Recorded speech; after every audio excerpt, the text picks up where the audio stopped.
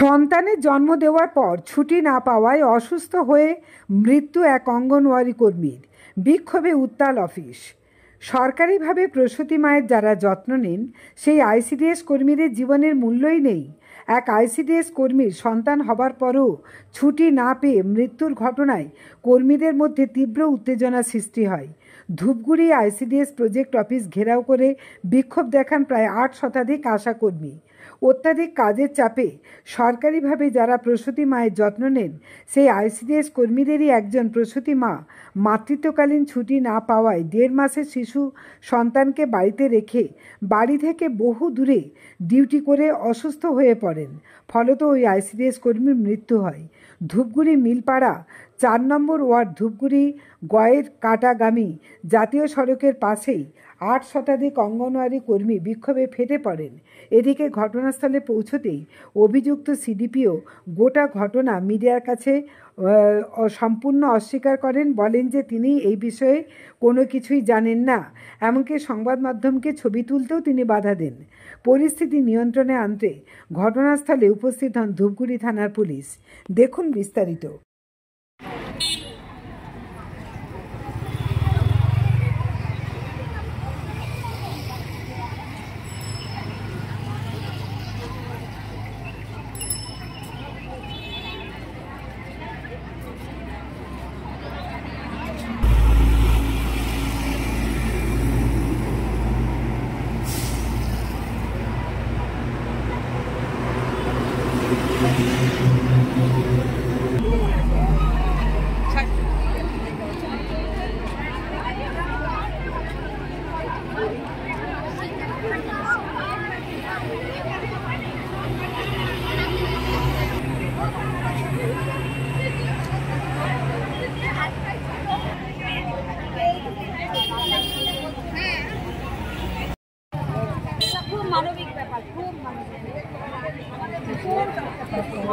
আজকে কয় মাস? March, April, মে শেষ হতে চলছে। আমরা 3 মাসের এখনো আমাদের যে বিলগুলো বারবার আসলে এবারে এসডিও অফিসার ওনাদের বেতনটা বন্ধ করতে থাকে। কেমন লাগে বিলটা বন্ধ করতে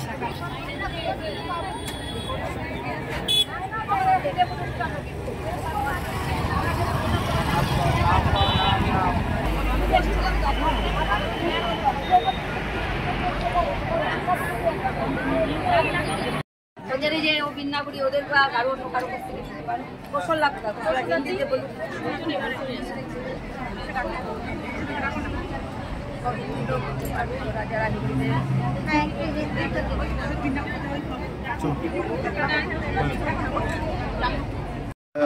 উনি কি ম্যাটারনিটি লিভ, মানে যেটা নিয়ে বহু সমস্যা আছে, একজন মহিলা যিনি মা হয়েছেন, মানে এই শারীরিক অবস্থায় তিনি ডিউটি করছেন, তাকে কি আপনারা ম্যাটারনিটি লিভ নেওয়ার পরামর্শ দিয়েছিলেন?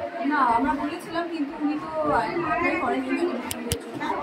আর উনি আমাদের ডিউটিতে জয়েনও করেন। মানে চামচিত জয়েন করেন? না, জয়েন করেন। আপনার নামটা একটু বলবেন।